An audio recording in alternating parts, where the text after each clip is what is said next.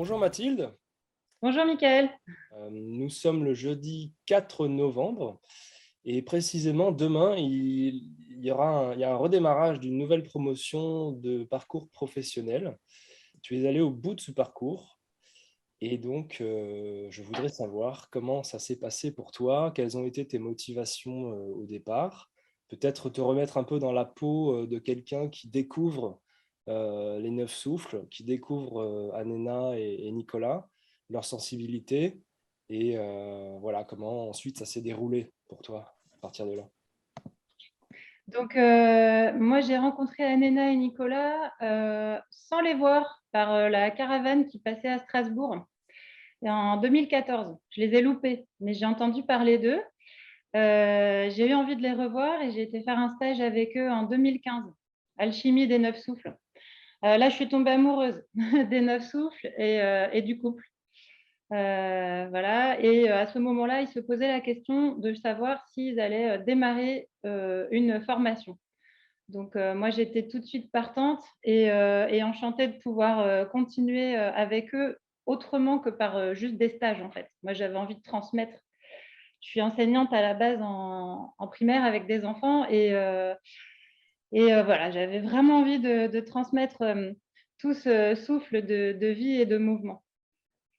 J'ai eu beaucoup de doutes, hein, beaucoup d'incertitudes quant à ma prise de dispo, parce que voilà, c'était un peu un nouveau parcours qui démarrait pour moi. Et à partir du moment où j'ai démarré, voilà, j'étais sûre que c'était ça. Et plus j'avançais avec les neuf souffles, et plus je me disais, c'est ça que je cherche, c'est ça que je veux. Mm. Là où j'avais fait d'autres formations avant, notamment de décodage biologique, euh, en fait, les neuf souffles venaient apporter tout ce que j'avais pas eu en amont et venaient compléter tout ce que j'avais démarré et jamais terminé. Alors, avant de faire les neuf souffles, j'ai découvert la danse contact, j'ai découvert les 5 rythmes, la danse médecine et ensuite je suis arrivée aux neuf souffles.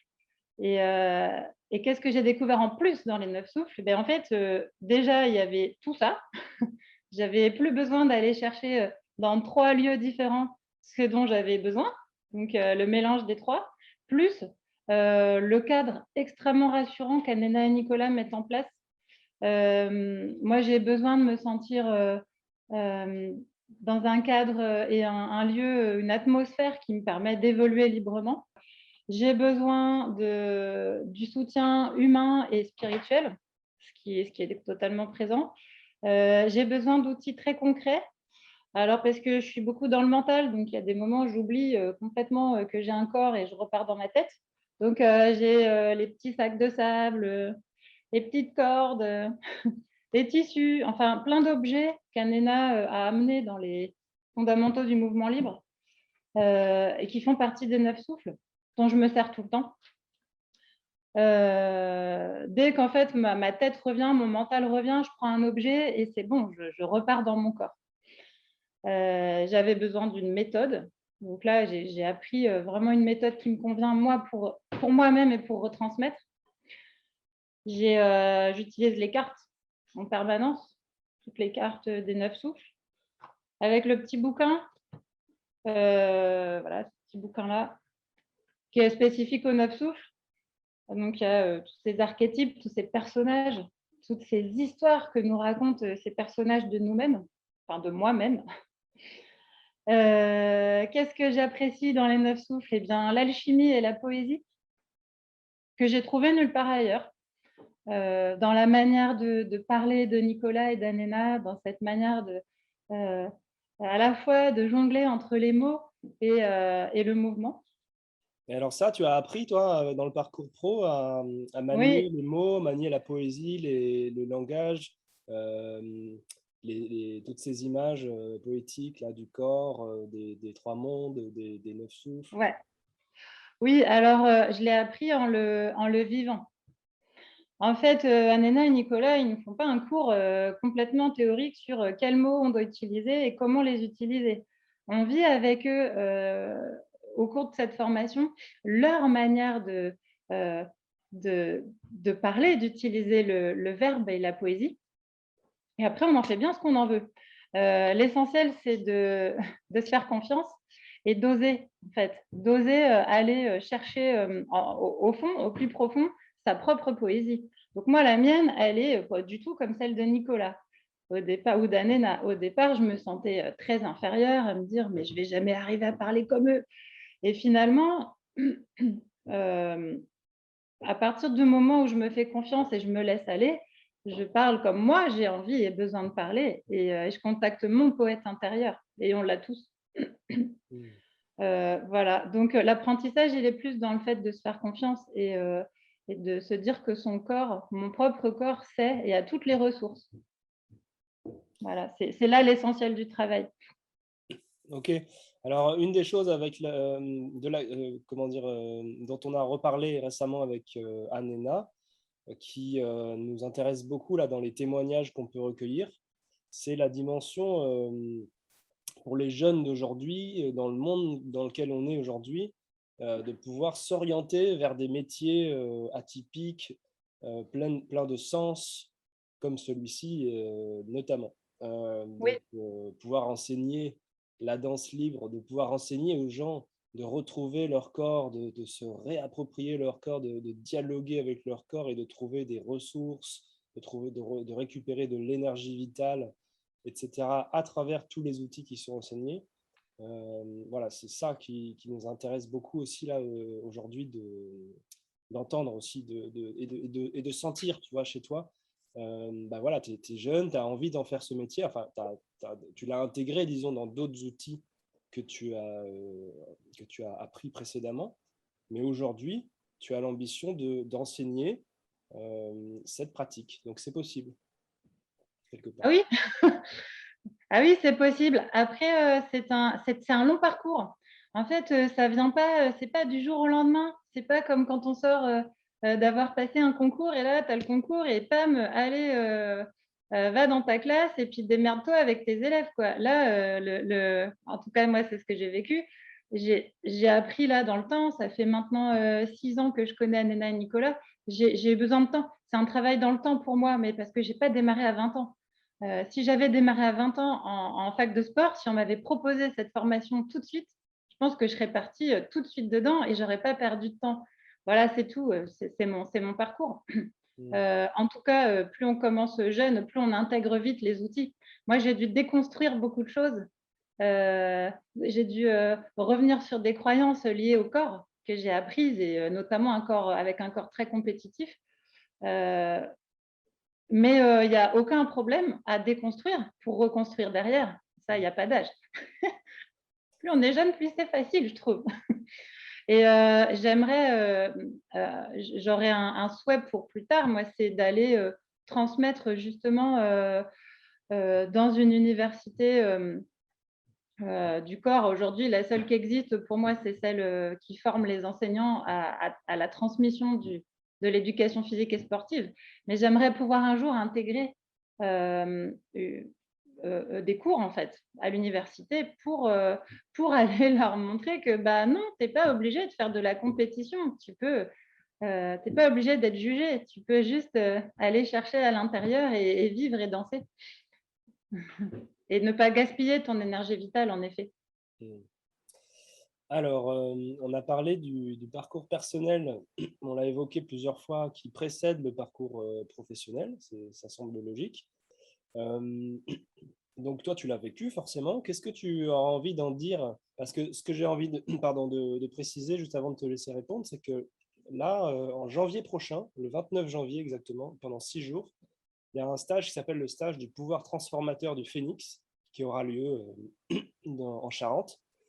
Et ce stage est un prérequis, est un stage obligatoire qu'il faut faire si on veut plus tard rentrer dans le parcours personnel soutenu, donc ce cycle d'accompagnement sur plusieurs mois, sur voilà, un ensemble, une série de stages.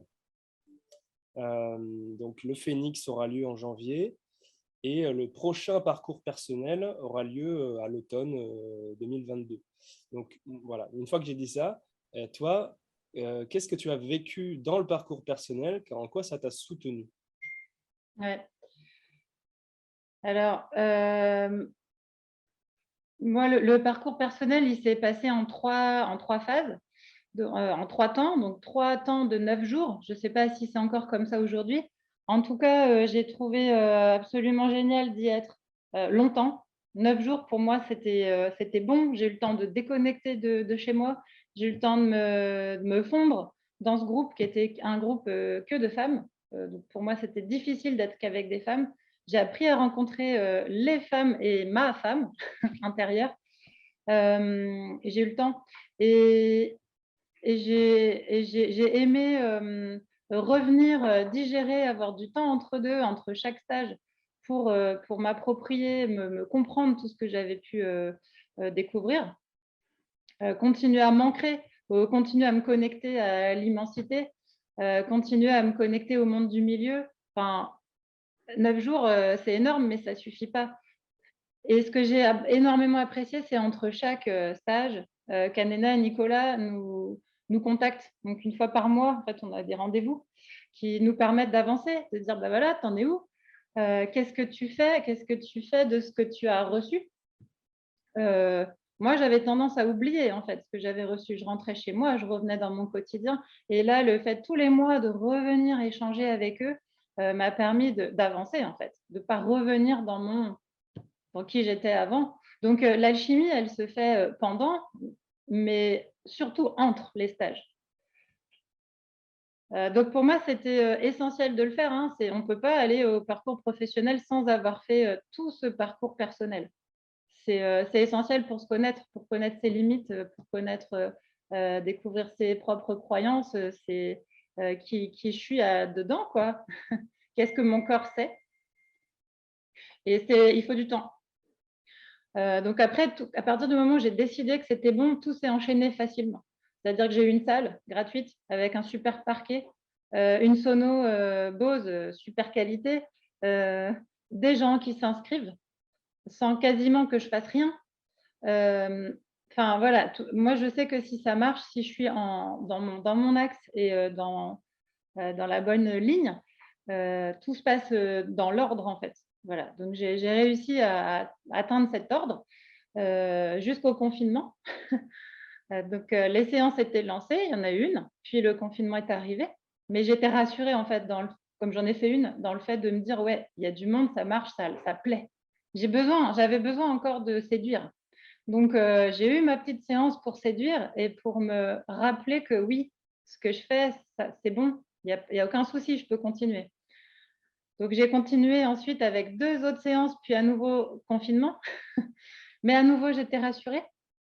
Et puis là, je suis repartie en septembre, là, avec beaucoup moins de stress, beaucoup plus de confiance en moi. Et puis, il y a du monde. Donc, je pensais qu'on serait 8 à la première séance, on était 18. Les gens, ils ne préviennent pas, en fait, ils viennent. Donc, je pars, cette année, je travaille essentiellement sur les archétypes. Donc, voilà, le cycle des archétypes, je le suis, en fait. Donc, ça, c'est quelque chose qu'on apprend avec Anena et Nicolas. En tout cas, ils nous le transmettent, on en fait ce qu'on en veut, mais moi, je m'en sers. Donc, je fais dans l'ordre les archétypes qui me permettent d'arriver au point. Je pars du point zéro et je reviens au point zéro. Mais ça, je le fais sur une année entière. Du coup, à chaque séance, à chaque atelier, on a un archétype différent. Et alors, en fait, je pourrais faire un stage à chaque archétype. Parce que quand je crée mes séances, je passe énormément de temps, mais je crée un stage. Et ensuite, je garde l'essentiel. Voilà. Et aujourd'hui, les séances, elles sont beaucoup trop riches. J'ai beaucoup trop de choses. Quasi chaque séance, j'en enlève plus de la moitié. Donc, j'ai une espèce de frustration à la fin de la séance de me dire j'ai fait que la moitié. Et je leur dis, mais en fait, j'ai beaucoup plus à vous donner. Et donc, derrière ça, j'ai des demandes hyper intéressantes, mais je ne suis pas encore prête. Notamment d'un groupe qui fait de l'impro et qui m'a demandé si je pouvais les accompagner avec le mouvement libre, avec des séances de mouvement libre, pour améliorer la présence de leur corps sur scène dans l'impro. Donc voilà, j'ai trouvé ça génial. Je ne suis pas prête encore, mais ça m'intéresse. Une femme qui m'a demandé aussi est-ce que tu peux faire des séances pour un groupe d'amis pour que ces amis en fait se retrouvent autour d'elle et autour d'un thème précis, mais chez elle par exemple, donc quelque chose de très intime. qu'elle souhaite vivre avec ses amis. Donc, pareil, j'ai jamais créé ça encore. Euh, et puis, beaucoup de demandes autour de l'enfant. Donc là, moi, je suis partie avec les adultes, chose qui me faisait très peur au départ. Et puis, ça marche super bien. Par contre, j'ai complètement lâché le monde des enfants. Donc, des demandes de parents qui aimeraient faire avec leurs enfants des séances. J'en ai fait une. J'avoue que c'était dur pour moi. Plus dur qu'avec les adultes, au final. Voilà, donc il y a énormément de possibles. En fait, là, aujourd'hui, s'ouvrent face à moi des tas de possibles. Juste grâce aux 9 souffles. Juste. Juste. Et quels sont les retours que te font les clients, je ne sais pas si tu les appelles comme ça, les personnes qui s'inscrivent en tout cas à tes séances, quels sont les retours qu'on te fait? Les danseurs. Danseurs, voilà. Danseurs et danseuses. Les retours sont globalement hyper positifs. Hyper positifs dans le sens où en fait, ils n'ont jamais vécu ça. Et alors, ils sont complètement surpris de découvrir leur corps qui sait bouger, qui sait danser, qui sait, même quand ils se sentent fatigués, qui sait aller trouver de l'énergie quelque part au fin fond du village intérieur où ils ne sont jamais allés, en fait, où ils n'ont jamais osé. Euh, du coup, c'est très positif. Ils sont hyper énergisés à la fin de la séance. Donc, moi, je le vois hein, que ça amène une énergie qu'on n'a pas forcément dans notre quotidien, ou que notre quotidien nous empêche d'avoir. Hmm. Super, merci Mathilde. Qu'est-ce que tu as envie de dire aux personnes qui nous écoutent là éventuellement et qui seraient intéressées par le parcours personnel? Donc, je répète une deuxième fois que si vous êtes intéressé par le parcours personnel, donc, un des prérequis, c'est d'avoir participé au stage du Phénix, du pouvoir transformateur du Phénix. Et ce stage-là aura lieu du 29 janvier au 4 février en Charente, chez Cathy et Marc Vella. Donc, qu'est-ce que tu auras envie de dire, Mathilde, aux personnes qui peut-être auraient un intérêt là, pour le parcours personnel, pour les motiver, pour les soutenir, pour leur dire allez, allez, ça serait quoi tes arguments? Allez, allez. euh, Pour quelles je sais pas raisons si est-ce qu'ils ont raison de vouloir essayer? En tout cas, essayer ce stage du Phénix pour commencer. Eh ben, ouais, moi je leur dirais déjà, allez essayer le stage du Phénix et allez-y sereinement, paisiblement, juste en vous disant, je m'engage à rien, je vais juste essayer ce stage et je vais goûter, entrer dans l'univers des 9 souffles et l'univers proposé par Anena et Nicolas. Et puis, une fois que vous aurez goûté à ce Phénix, qu'est-ce qui se passe derrière? Qu'est-ce que ton corps te dit? Écoute ton corps, écoute ton cœur et danse. Et danse et écoute ta danse. Tu as une place dans ces groupes pour bouger et pour danser et alchimiser avec tes peurs, tes joies, tes peines, qui tu as été, qui tu es, qui tu seras, et les autres. Tu es à Strasbourg, c'est ça? Ah non, je suis plus. Okay. J'ai été à Strasbourg et non, j'en ai déménagé il y a 3 ans. On est dans la Manche. Ah d'accord, donc tes stages Tout sont dans près la de la Manche. mer. C'est ça qu'il faut dire pour finir, parce qu'une petite page de pub quand même. Les stages de Mathilde sont dans la Manche. Dans quelle ville? Voilà. Dans quelle ville? C'est pas encore des stages, mais pour l'instant, les séances ont lieu dans la Manche, Ouais. à côté de Granville, à Bréal. D'accord, ben voilà, c'est dit. Salut Voilà. Mathilde. Salut.